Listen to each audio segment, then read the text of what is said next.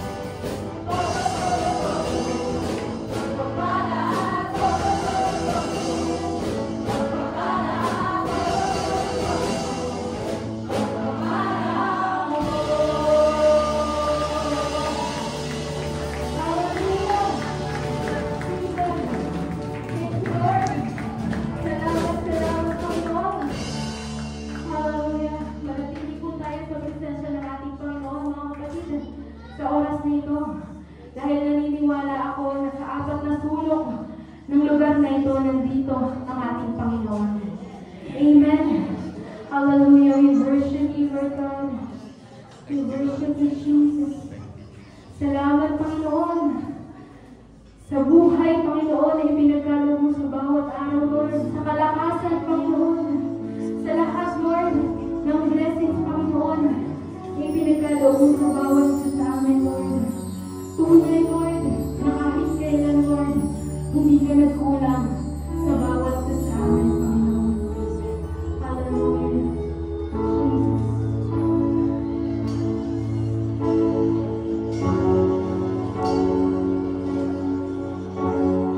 Jesus.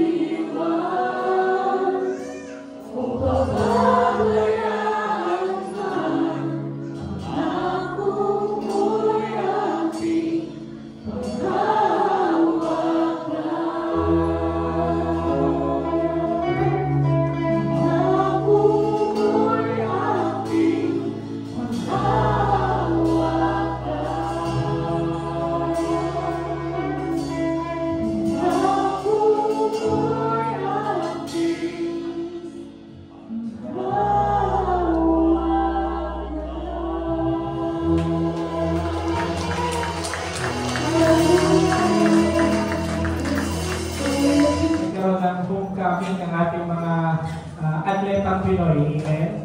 So talagang nakakatuwang isipin na yung mga ganong reward na nakukuha ng mga atleta ay talagang napakalaking biyaya para sa kanila. Isipin nyo magkano yung kondo na binigay kay Yulo. 34 million. 30 million worth yung kondo.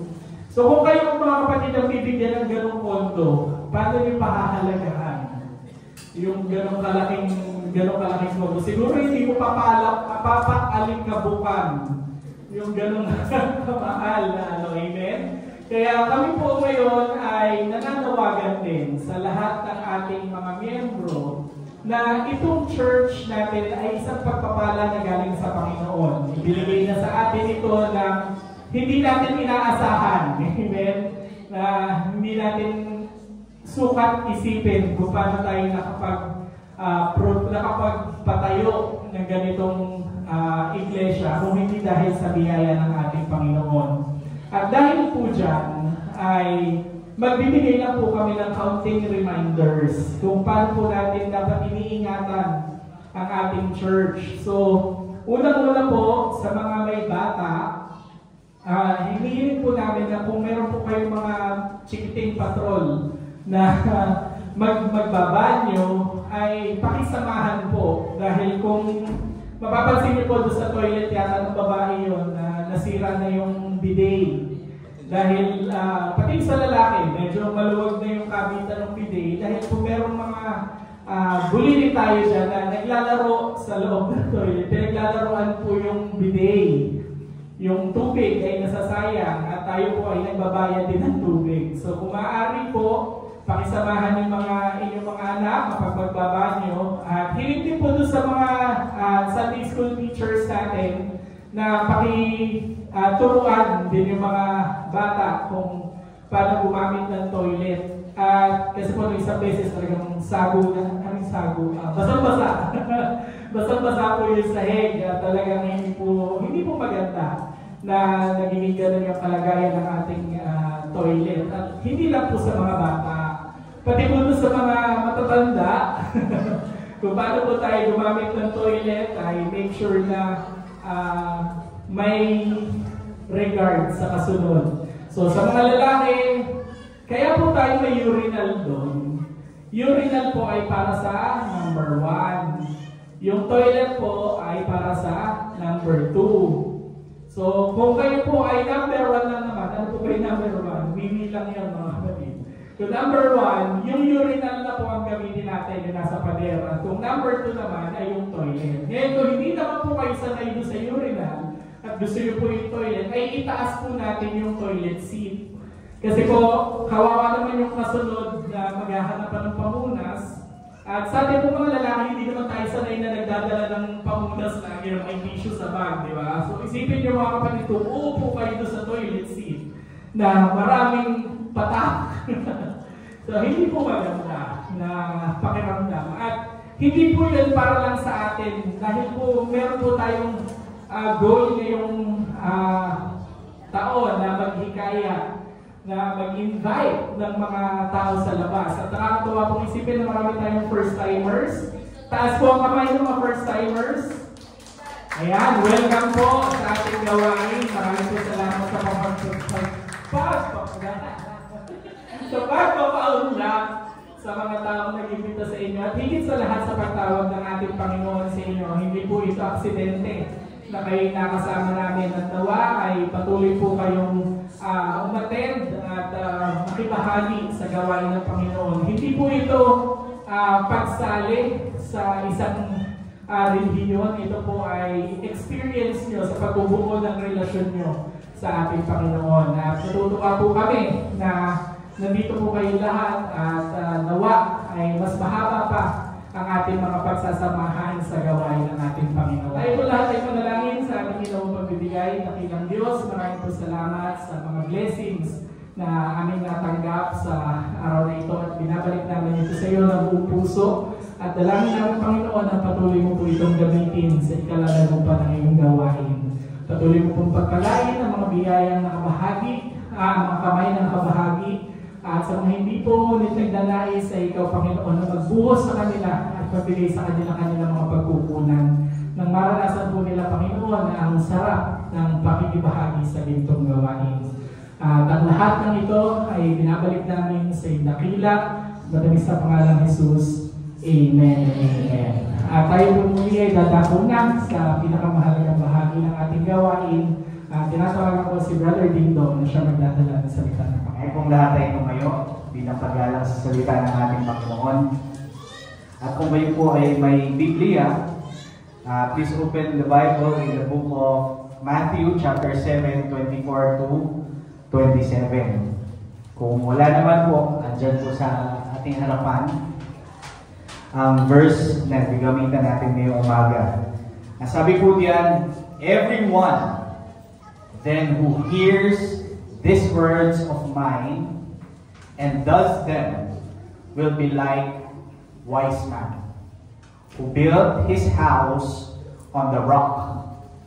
And the rain fell, and the floods came, and the winds blew and beat on that house, but it did not fall, because it has been founded on the rock. And everyone who hears these words of mine and does not do them will be like a foolish man who built his house on the sand. And the rain fell, and the floods came, and the winds blew and beat against that house, and it fell, and great was the fall of it. Pagpalain ang salita ng ating Panginoon, ay lahat ay manalangin. Dakilang Diyos, mapagpalang mga muli, kami ay nagpapasalamat sa umagang ito na binigyan mo kami ng pagkakataong marinig ang iyong mga salita sa pamamagitan, Panginoon, ng tao na itinayo mo sa aming harapan. Dalangin namin ang paglalangis mo sa kanya, Panginoon. Ikaw, Panginoon, ang magbigay ng karunungan upang maihayag ang iyong kalooban sa umagang ito sa aming lahat. Buksan mo po, Panginoon, ang aming mga isipan at higit sa lahat ang aming pong puso upang marinig namin ng malinaw at maintindihan ng malinaw ang inyong pong mensahe sa umagang ito. Ikaw na po, Panginoon, ang pumuno sa bawat puso at kaluluwa ng mga tao na naririto. In the mighty name of Jesus Christ of Nazareth we pray, we claim victory, Lord. Everybody say Amen. Kababalik po tayo sa ating mga upuan. Hallelujah. At patuloy tayong mag-aaral patungkol sa obedience. Yan. For the whole month of August ay pinag-usapan natin ang salitang obedience or pagsunod. At marami na pong explanation ang ibinigay sa atin ng ating mga mangaral patungkol sa obedience. Yung una nating topic, sinabi doon ng ating pastor, that obedience is better than our sacrifices. Yung ating pagsunod ay mas mahalaga kaysa sa ating mga sakripisyo. At sa pamamagitan ng ating pagsunod, bunsod ng ating pag-ibig sa Panginoon, doon natututo tayong mag-sakripisyo. Amen? At last week lang ay tinalakay din ni Brother Gab ang patungkol sa obedience. But right now, mga kapatid, still, ang pag-uusapan natin ay obedience. But, i-relate natin ito sa ating pong mga self-will. Lahat ng may self-will, magsabing, praise the Lord. Praise the Lord. Praise the Lord. Lahat tayo merong self-will. We were created by God to have our own will. Hindi po tayo dinominahan kailanman ng ating Panginoon sa ating pong mga sariling will. Noong inutusan si Adan at si Eva na huwag kainin yung bunga ng pagkaalam ng mabuti at masama, hindi po sila ginawang or nilikha ng Panginoon na maging robot. Bagaman kaya ng Panginoon na pasunurin tayo, kung gawing batas militar maging robot na walang question, dapat ka sumunod. Hindi ninais ng Diyos na gano'n ang mangyari. Sapagkat ang Diyos ay pag-ibig. Amen? At ang pag-ibig, mga kapatid, ang naging kadahilanan kung bakit ayaw ng Panginoon na tayo ay maging mga robot. Kaya binigyan niya tayo ng free will. Binigyan niya tayo ng kapangyarihang mamili sa bawat isa ng mga gusto natin. Amen? Subalit, bagaman meron tayong free will, ay nais din ng Panginoon na tayo ay maging obedient sa Kanya.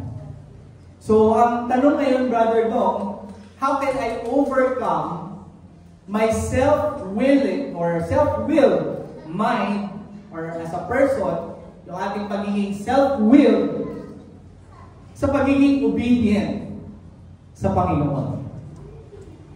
Sa ating binasa, mga kapatid, makikita natin ang unang mga aral na itinuro ng ating Panginoon sa mga apostles. When God called the apostles, meron din sila kanya-kanyang will. Meron silang free will. Subalit, ninanais ng ating Panginoong Jesucristo na matutunan nitong mga apostles ang sumunod sa salita ng ating Panginoong Jesus. Bagaman sila ay may free will, sila ay inaralan ng ating Panginoon na matutong sumunod sa Kanyang mga salita.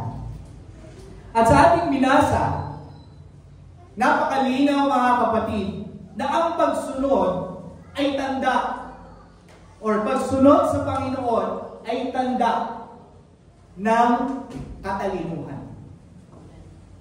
ng pagiging marunong, pagiging wise. So, ibig sabihin, mga kapatid, if you are a wise person, the best choice is to obey the words of God. Amen?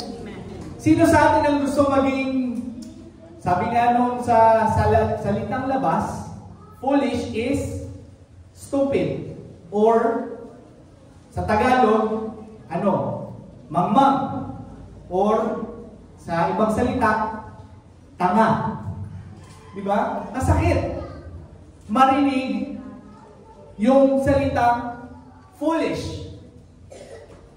But the words of God tells us directly that a person who hears His word and does them is like a wise man.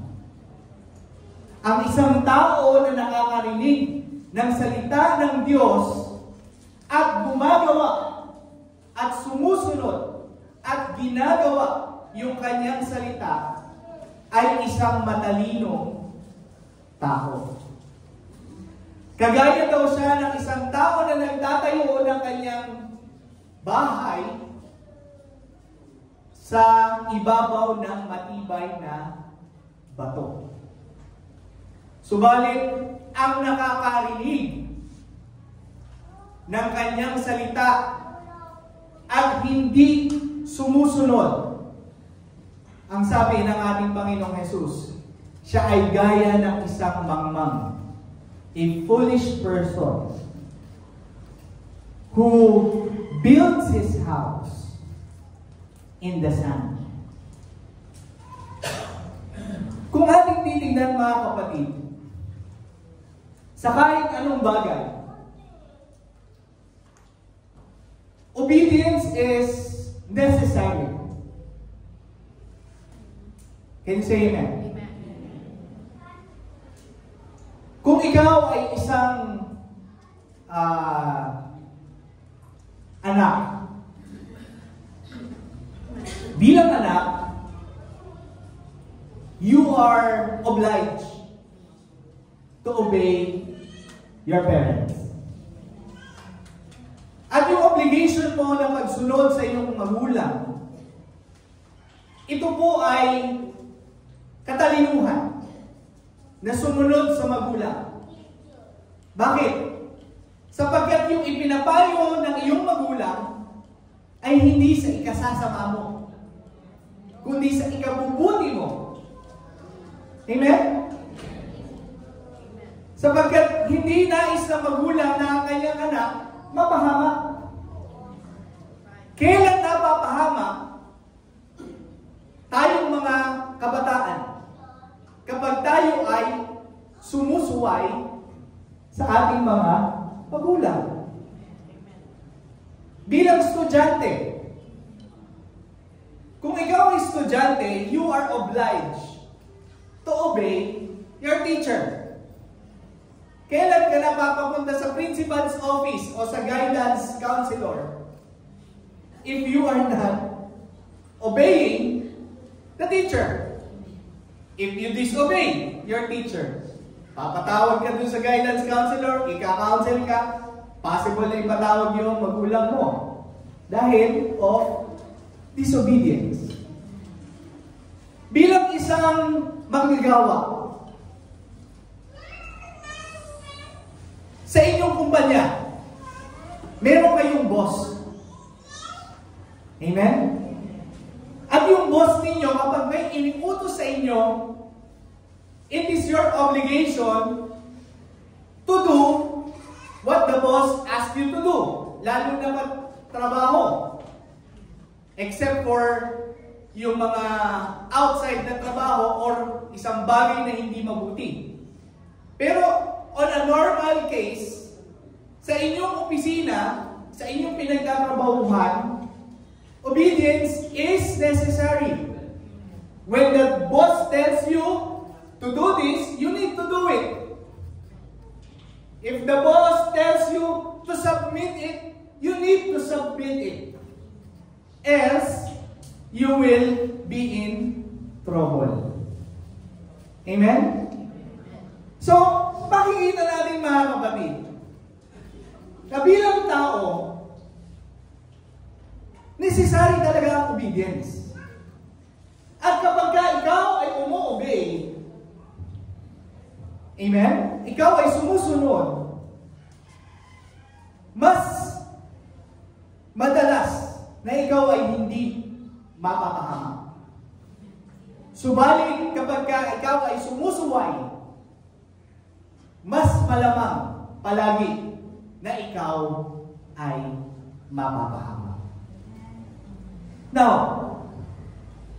bilang tao mga kapatid, alam na natin na ang obedience ay ikabubuti natin. Amen? Ikabubuti natin bilang tao. Now, bilang Kristiyano,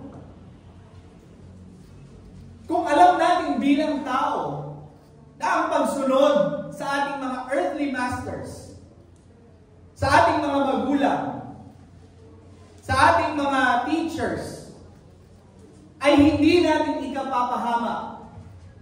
Bakit mas madalas na tayo ay hindi sumusunod sa salita ng Diyos? Bakit mas madalas na tayo ay nagdi-disobey sa salita ng Diyos? Simply because of sin. Sapagkat tayong mga tao ay nilikha ng Diyos na perpekto, subalit dahil sa kasalanan na ating minana kay Adan at kay Eva, tayo ay naging masuwayin.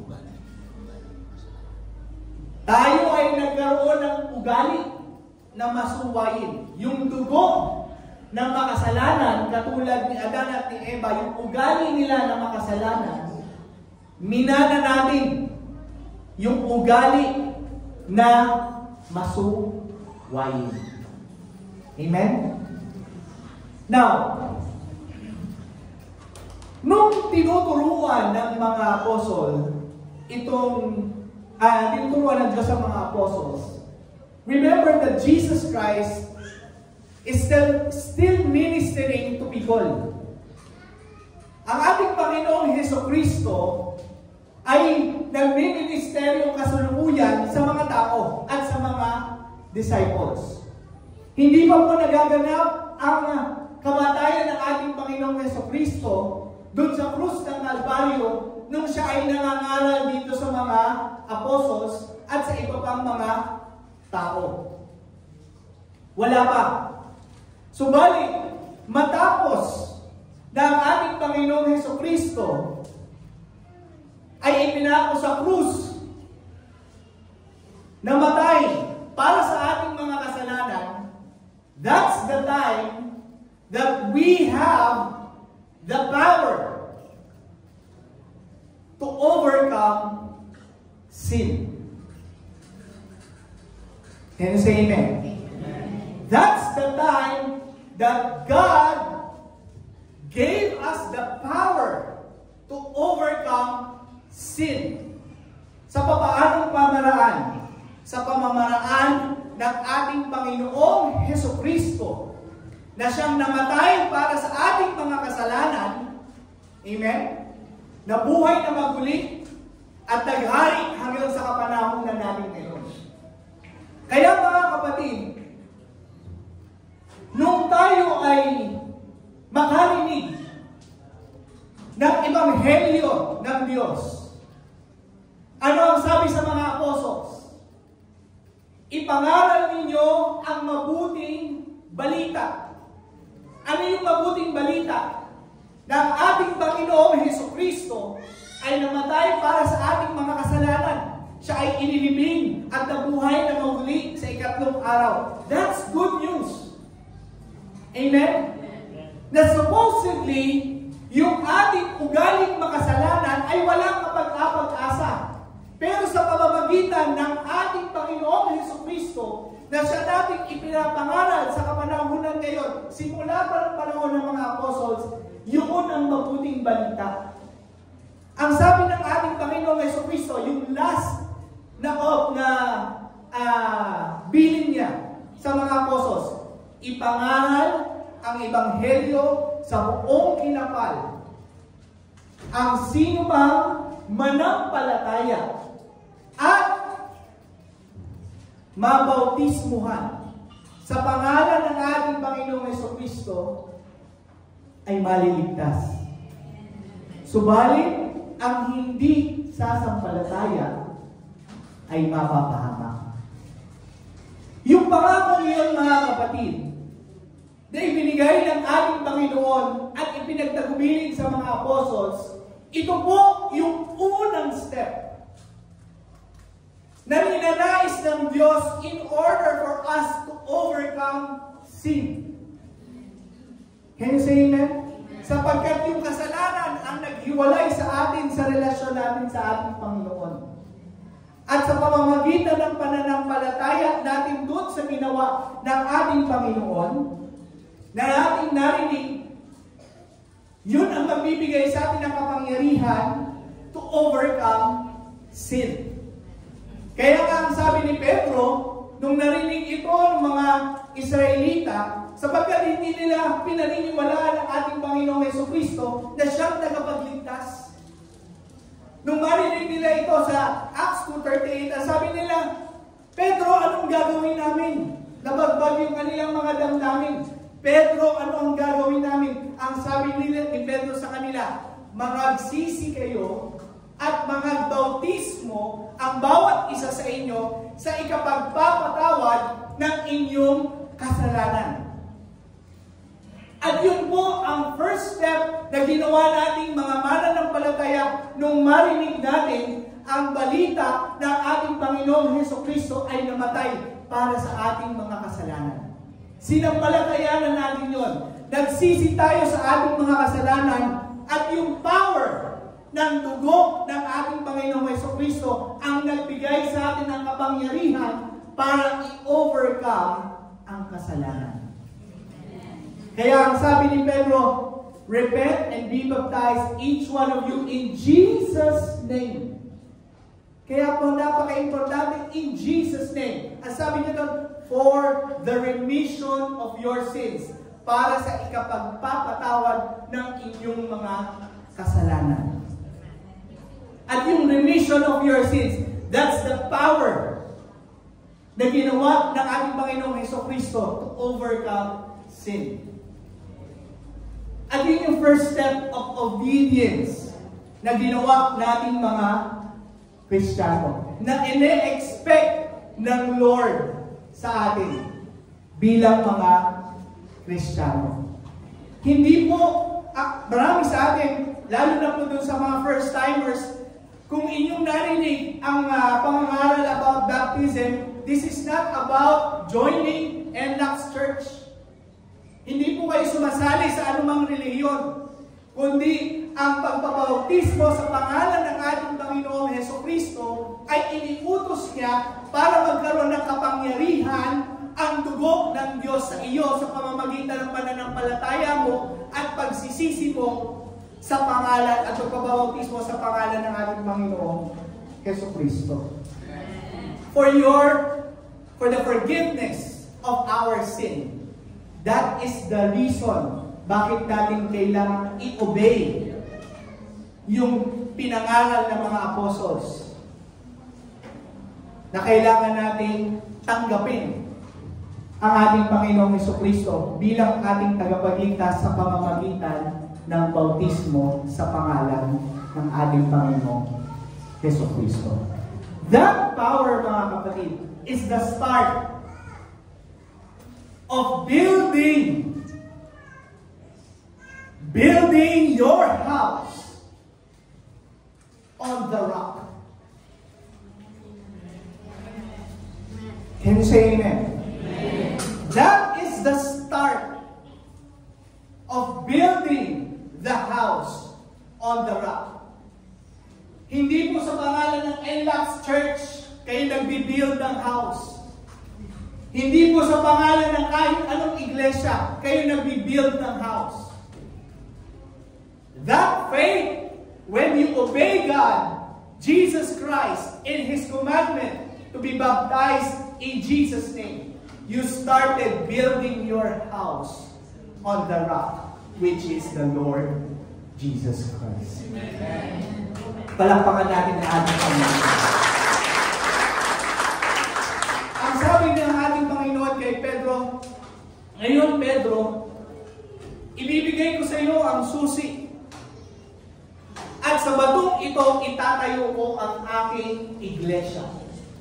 I will build this church in this rock. And that rock is Jesus Christ. Jesus Christ. That is our rock. Now, nung nangangaral ng ating Panginoong Hesukristo sa mga apostles, hindi pa nila naiintindihan that Jesus Christ will be the rock of their salvation. Will be the rock of the foundation of their house. Hindi pa nila alam yun. Pero ipinapangaral na ng ating Panginoong Hesukristo, ipinapakilala na ng ating Panginoong Hesukristo ang kanyang pagka-Diyos doon sa mga apostles. At sinasabi na ng ating Panginoong Hesukristo na itong mga bagay na ito na naririnig nyo sa akin, itong mga bagay na sinasabi ko at pinangangaral ko sa inyo, na naririnig ninyo, kung hindi nyo ito gagawin, ikaw ay matutulad sa isang taong mangmang. Pero kung gagawin ninyo, ikaw ay matutulad sa isang taong matalino na nag-build ng house. Kaya mga kapatid, sa ating panahon ngayon, when we started accepting Jesus Christ, Jesus, like the apostles, is revealing Himself to each and every one of you through His words. Amen? Nagpapakilala ang ating Panginoon sa atin sa pamamagitan ng Kanyang mga salita na nababasa natin sa Biblia. At katulad nitong mga apostles, nung naririnig nila ang sinasabi ng ating Panginoong Hesukristo, unti-unti nilang nakikilala ang ating Panginoong Jesus. The same thing sa ating mga kapatid. Unti-unti nating nakikilala ang ating Panginoong Jesus nung siya ay ating tanggapin bilang ating tagapagligtas. Kaya nga mga kapatid, ang sabi sa Galatians 2:20, I have been crucified with Christ, and I no longer live, but Christ lives in me. The life I know, live in the body, I live by faith. In whom? In the Son of God, who loved me and gave Himself for me. Sabi ni Pablo, yung buhay ko ngayon na aking na meron ako ay hindi na ngayon sa akin, kundi doon sa aking Panginoon, sa Kristo, na siya niyang pinanampalatayanan, na namumuhay or nabubuhay sa akin, sabi niya. At ang sabi niya, I live by faith. So, ibig sabihin mga kapatid, the house that we are building is the house of faith. Hindi na nga mahulugan nung tanggapin natin ang ating Panginoong Hesukristo, buo na kagad, malaki na kagad yung bahay ng ating pananampalataya. Unti-unti nating binubuo yung bahay ng pananampalataya natin. Kanino? Doon sa ating Panginoon na nabubuhay ngayon sa ating mga sarili. Amen? Before, wala tayong kapangyarihan sa ating mga sarili dahil sa kasalanan. Amen? Bihag tayo ng kasalanan. Alipin tayo ng kasalanan. Pero we are set free when we started believing and obeying His first commandment. To believe in Jesus. Yun yung first. At ngayon, mga kapatid, ang example ng ating Panginoong Hesukristo, sabi sa Matthew 16:24, then Jesus said to His disciples, whoever wants to be my disciples must deny themselves and take up their cross and follow me. Amen. So, ibig sabihin mga kapatid, denying ourselves means denying that sinful you. Because you are no longer a slave of sin. Dahil yung lumang ikaw, makasalanan yun. Yung bagong ikaw, wala nang kasalanan. Nabubuhay na sa'yo si Kristo. Amen? At yung pamumuhay na yun, mga kapatid, whoever wants to be my disciple must deny themselves. When you started repenting to God, you denied yourself. You accept God as your Lord and Savior. That's the start of denying yourself, that you cannot save your own self. Amen? Yun yung unang pag-deny natin sa sarili natin. Na hindi natin kaya ng ating lang. Na kailangan natin ng Diyos sa buhay natin. Yun yung first step.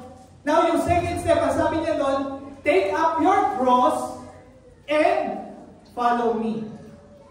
Minsan, iniisip natin yung cross na yun, mga kapatid, ay mahirap. Pero kung tutuusin, yung cross na yun, mga kapatid, ay yung cross na kung saan yung iyong lumang sarili ay namatay dahil yung sa cross ng ating Panginoong Hesukristo. At yung lumang sarili mo na yun, mga kapatid, hindi mo na yun ipamumuhay. Nasa likod mo na yan. Pero it doesn't mean na wala na talaga. Yung cross na yon will be a struggle within the new you and the old you. Nakukuha natin? Yung lumang ikaw at yung bagong ikaw, yun ang mag-kontra.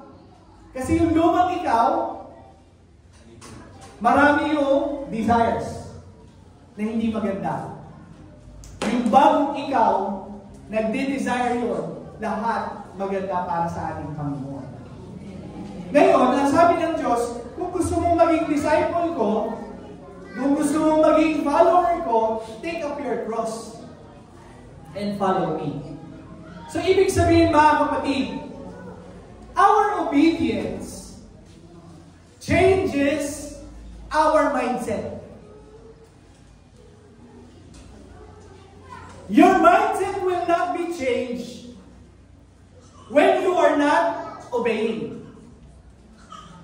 Nakukuha natin? Katulad ng pagsunod sa magulang. Hindi mo maiintindihan na ikaw ay mapapahamak kapag nakita mo na yung consequence nung iba na napahamak dahil sa hindi pagsunod at ikaw ay sumunod. And that will make you change your mindset when you started obeying God. Sa Proverbs chapter 3 verse 5, 6, sabi lang, trust in the Lord with all your heart and lean not on your own understanding. In all your ways submit to Him and He will make your paths right. Amen?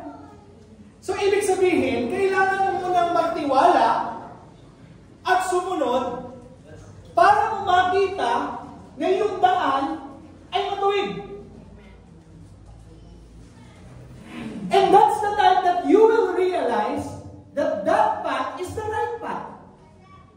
Kapag sinunod mo na at nagtiwala ka na sa Diyos at hindi sa iyong sarili. Pero hindi mo yung makikita kung hindi ka magtitiwala at susunod sa Diyos. Hindi mo ma-realize, hindi ma-change yung mindset mo hanggat hindi mo pa ginagawa yung pinapagawa ng Diyos sa iyo. So may mga bagay, mga kapatid, sa ating mga buhay, possibly hindi natin alam kung ano ang gagawin natin. Pero nararamdaman natin na mayroong pinapagawa ang Diyos sa atin. Huwag po tayong mag-resist doon at gawin lang natin yung pinapagawa ng Diyos sa atin. At in the end, you will realize when you start obeying God, you will have a change in your mindset. Palakpakan natin ang ating Panginoon.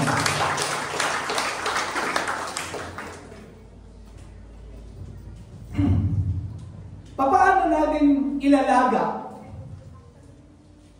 yung ating pagtitiwala dun sa kanyang mga pangako? Katulad ng wise man na nagbibuild ng faith. That house in the rock, on the rock, ating Panginoon Jesucristo. Ang sabi nga doon sa pangangaral sa Jeremiah 29:11, technically, this is not for all. Yung sinasabi doon na, for I know the plans I have for you, declares the Lord, plans to prosper you and not to harm you, plans to give you hope and a future. This is not for all. Sorry to say this. This is not for all. This is for those who trust in the Lord and obey God. Yung obedience natin ngayon, mga kapatid, nung sinampalatayanan natin ang ating Panginoong Jesucristo na siyang may-ari na ng ating buhay, doon ngayon papasok yung sinasabi dito sa Jeremiah 29:11, that Lord, I know that you have a good plan in my life. Hindi mo pwedeng sabihin yun sa Panginoon hanggang hindi mo pa siya tinatanggap sa buhay mo. Dahil hindi pa siya Lord. Ang sabi doon, for I know the plans I have for you, declares the Lord. So sinasabi doon, yung Panginoon. Pero kung hindi pa siya ang Panginoon ng buhay mo at ikaw pa rin sa sarili mo ang Panginoon ng buhay mo, then this is not for you. This is not for us. If we are not obeying God, not obeying His words, this is not even for us. Kung self-willed ka, kaya ngayon sinasabi natin yung mindset natin mag-change. Kung self-willed ka, at ginagawa mo pa rin yung sarili mong gusto, hindi mo pwedeng sabihin, for I know the plans for you, says the Lord. Kasi yung gusto mo yung nasusunod. Amen? Yung sinasabi dito, nagtitiwala ka doon sa gusto ng Diyos at ginagawa mo yung gusto ng Diyos. At habang ginagawa mo yung gusto ng Diyos, sinasabi mo, Lord, I know that you have a good plan in my life. Plan to prosper me and not to harm me. Plan to give me hope and a good future. Amen? That's the mindset na mababago sa atin kung sisimulan natin na sumunod sa ating Panginoon. Kaya yung sinasabi doon kanina, building, a wise man building his house on the rock. At yung rock na yun ay ating Panginoong Hesus. Hindi natin yun magagawa kung hindi tayo susunod. So napaka-importante mga kapatid. Obedience teaches us to trust in God. Another thing mga kapatid, obedience helps us to deny our own selves.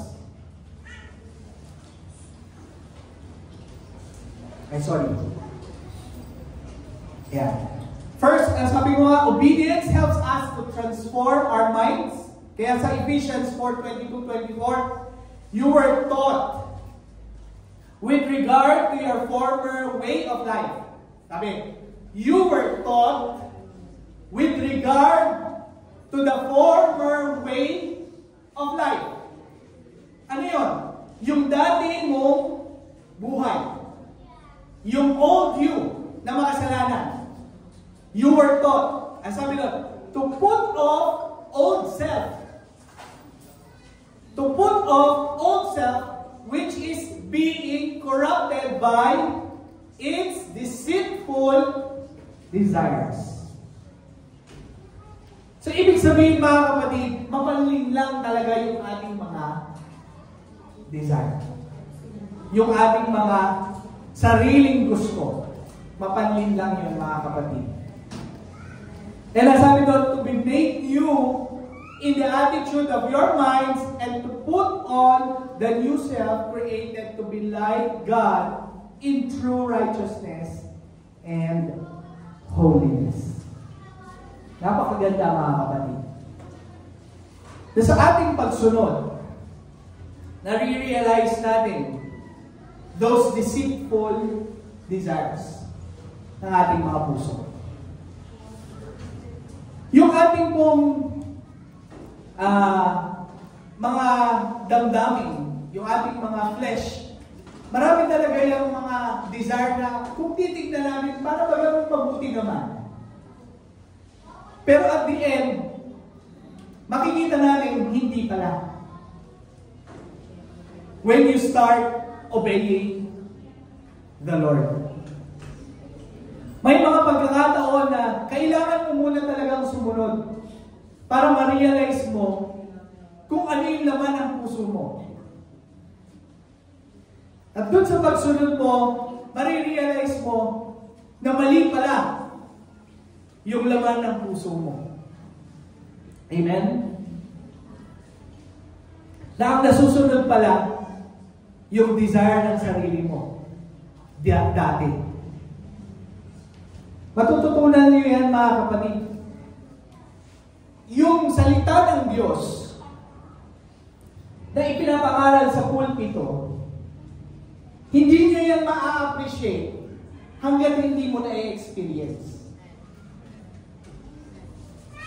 At may experience mo siya kapag ka siya ay sinimulan mong ipamuhay. Amen? Yung pangako ng Diyos, kahit gaano kaganda, kahit gaano kasarap sa pandinig, kahit gaano magaling yung mga ngaral na nangangaral, kung hindi mo siya susubukang ipamuhay, hindi mo mapapatunayan. Amen? Kaya ang challenge sa ating mga kapatid ng Panginoon ay kailangan natin mapatunayan sa ating mga buhay na yung kanyang mga pangako ay totoo sa pamamagitan ng pagsunod. Hindi mo mapapatunayan totoo ang pangako na ang Diyos, yung seek ye first the kingdom of God and His righteousness, and all these things shall be added unto you unless you seek God first and His righteousness first. Hindi mo mapapatunayan na ang Diyos ay the great provider ng pagpapala ng Diyos ay ibabalik sa iyo ng siksik, liglig at umaapaw na walang silid na kalalagyan kung ikaw mismo, yung iyong ikabo ay hindi mo ibinibigay sa Panginoon.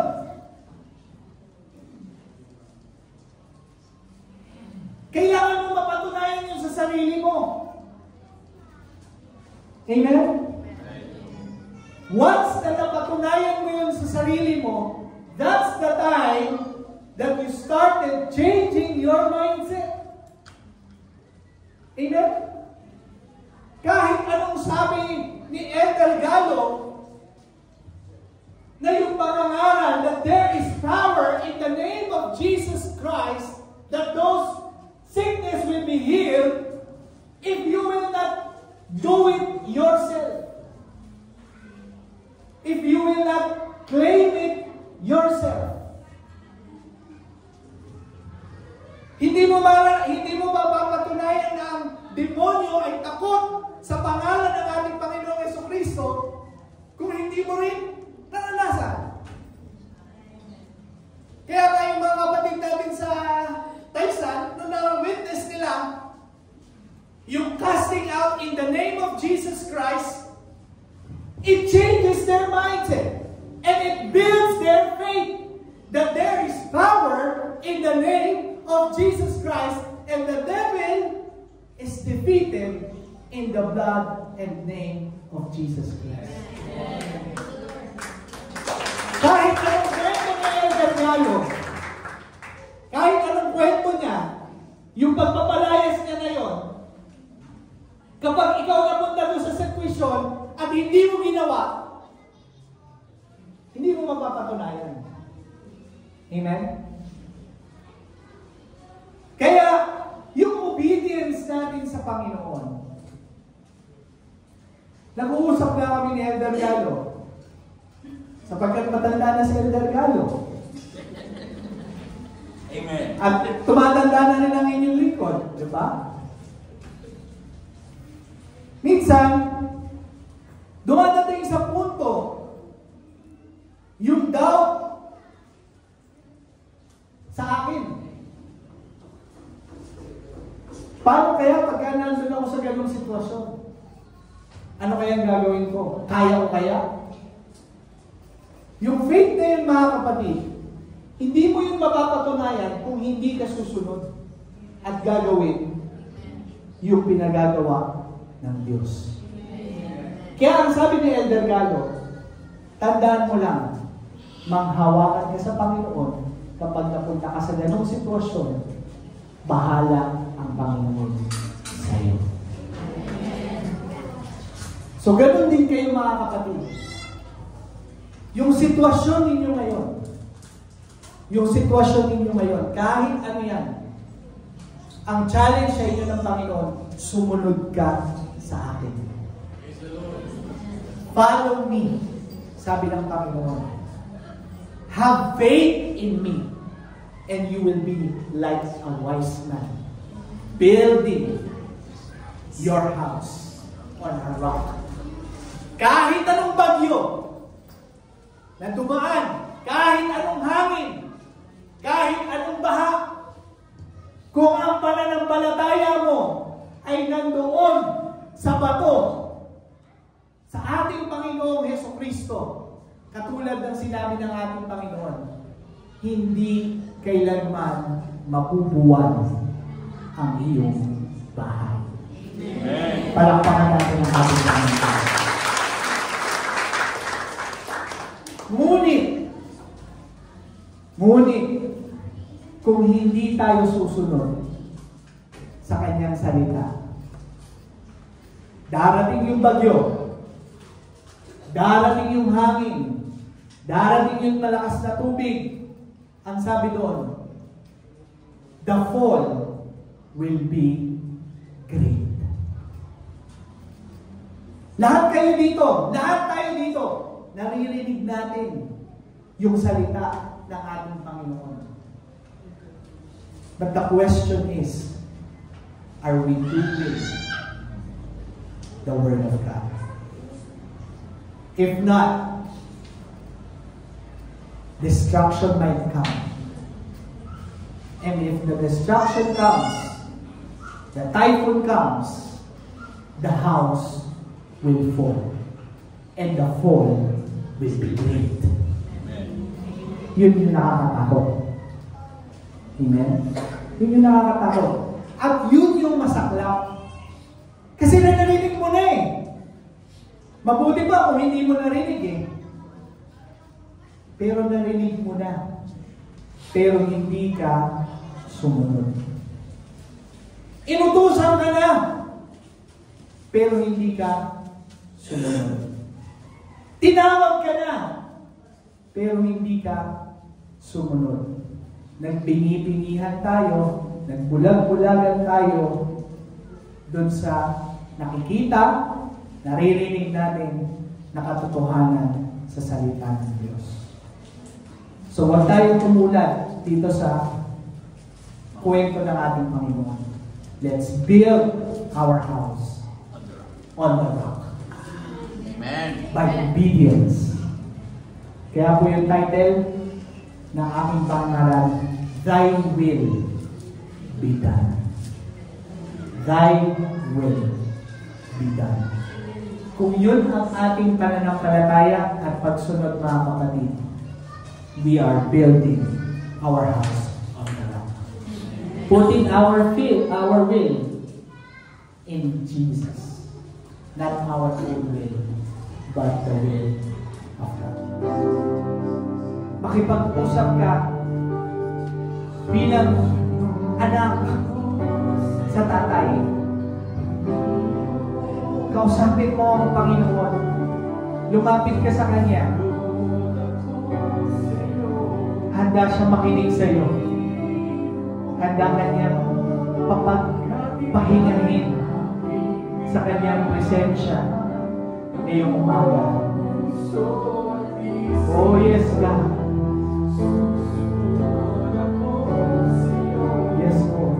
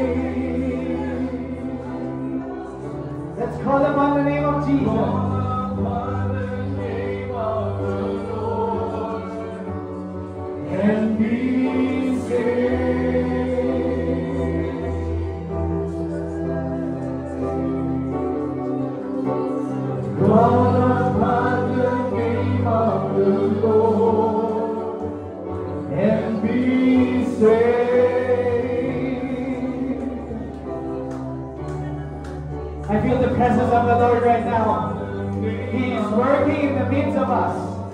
Right here, right now. Come on. Open your mouth. Open your lips. Call upon the name of Jesus. Raise your hands to Jesus. Surrender to God. Surrender everything to the Lord. On the hurt, whatever that is in your heart right now, surrender to God. Let the Lord release you of all the hurt, from all that is troubling your heart right now. In Jesus' name. In Jesus' name. In Jesus' name. In Jesus' name. In Jesus' name. In Jesus' name. Hallelujah. Hallelujah. In Jesus' name. Here I am to bow down.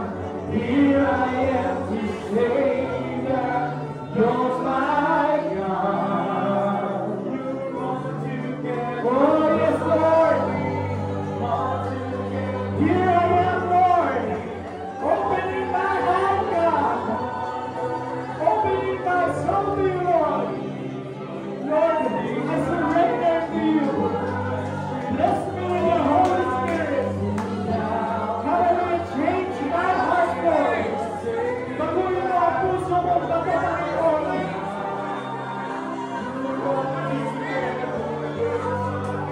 Baguhin mo ang puso mo, Panginoon. Alisin mo, Panginoon, ang tigas ng puso mo. Thank you, Jesus, for your presence. Thank you, Lord. Palakpakan natin ang ating Panginoon. Sabayin natin ang ating Panginoon. Papurihan natin Diyos. Hallelujah! Glory to Jesus. Thank you so much, God. Thank you so much, Lord. Thank you so much, God. Hallelujah. Hallelujah. As I mentioned, mga kapatid, for the sake of our first-timers, please don't be afraid of what you have witnessed. Hindi po ito kaiba sa nangyari sa panahon ng mga apostles. This is the same spirit that we are experiencing right now na na-experience ng mga apostles ng mga panahon nila. Let me read you in the book of Acts, mga Gawa, chapter 2. Nagkakatipon silang lahat sa isang lugar nang sumapit ang araw ng Pentecostes. Walang ano-ano ay may ingay na nagmula sa langit na tulad ng ugong ng malakas na hangin at napuno nito ang bahay na kinaroroonan nila. May nakita silang parang bilang apoy na dumapo sa bawat isa sa kanila at silang lahat ay napuspos ng Espiritu Santo at nagsimulang magsalita ng iba't ibang wika ayon sa ipinagkaloob ng Espiritu sa kanila. There are certain words, mga kapatid, or tongues na hindi po ninyo naiintindihan habang naririnig natin ang iba sa atin na nagsasalita.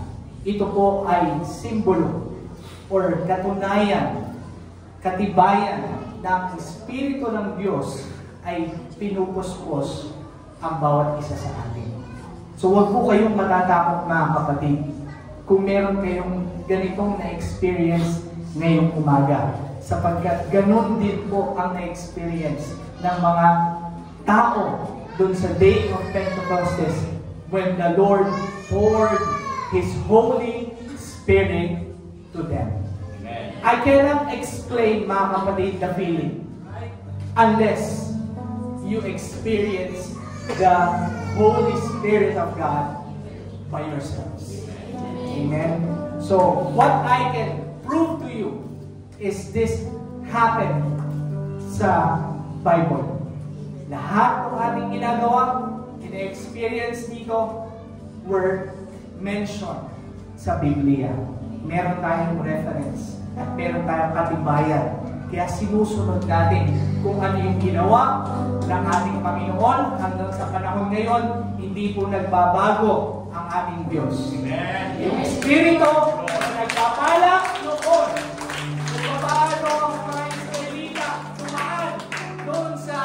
dagat na pula, nahawi. Same Holy Spirit that we should be experiencing this generation. Amen. Kaya huwag po kayong magtaka kung meron po tuwing linggo nakapuspusan ng banal na Espiritu, because we need that sa ating iglesia. We need to experience it sa ating iglesia to give us power in our faith sa ating Panginoon. Purihin ang Panginoon, glory to God. Tayo lahat ng manalangin. Dahil ang Diyos, nagpupuri kami, nagpapasalamat sa iyong kabutihan. Kailanman hindi ka nagkulang. Pagaman kami ay nagkukulang. Kailanman hindi ka nagbago. Ang iyong pag-ibig ay naririyan palagi sa amin. Maraming salamat, Panginoon. At muli ka namin naramdaman. Hinihiling namin, Panginoon, na patuloy sa aming mga kapatid, sa buong iglesia ng NLAX, Panginoon, sa punang aming mga pamilya, ay patuloy na mangibabaw ang pag-ibig mo sa bawat isa sa amin. Lord, I pray and declare victory for every family, for every person na naririnig ko ngayon, Panginoon. In the mighty name of Jesus Christ of Nazareth, by your blood, Lord, we claim victory, Lord, in our lives. Sapagkat hihiwa-hiwalay namin, pag-iingat mo ang ipagkaloob mo sa bawat isa. Maraming pong salamat at dalhin mo kami sa susunod na gawain na bitbit ang pananabumbay na nagmumula sa iyo. Yes, Lord.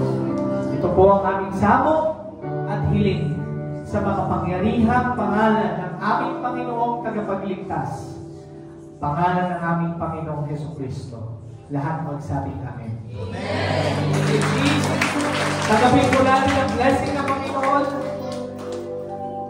Sa katapos-tapusan, paalam po, ang pakikitisan ng Banal na Espiritu ay sumaating lahat, pagpalain ang bawat isa sa inyo, at dalhin kayo sa mga susunod pa naming gawain.